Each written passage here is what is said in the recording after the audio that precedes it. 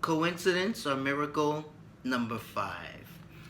So in the book, I talk about out on a limb, and I was referring to Shirley MacLaine's book Out on a Limb, and when she talked about how when she reached that spiritual place, she ended up meeting all of these famous and influential people.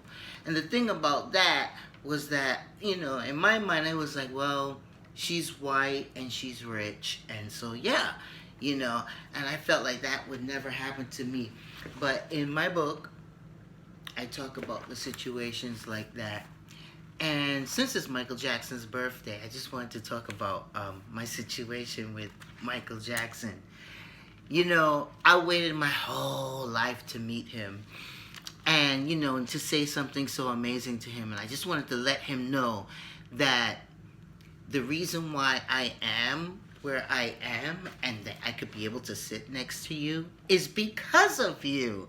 And I wanted to let him know that because I was in the cast of Lion King and he came to see the show, and security got permission for us to go there and sit in there with him, and he said it was okay, whatever. So I get in there and I sit next to him, and the man is sitting there like, don't touch me, don't, ow, ow, ow, like, oh. So I wanted him to enjoy the show, so I kind of moved off from him, let him enjoy the show.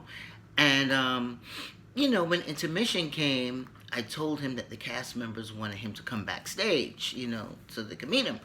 So he backed away from me quickly, put on his gloves, and was like, okay, yeah, go. So I led him through the backstage to the cast members. He went to the cast quickly. Oh, how you doing? Nice to meet you. Great show. And then looked back at me like, okay, hurry up. Please send me back to my show. Like, scared and very like, ugh. I was like, ugh.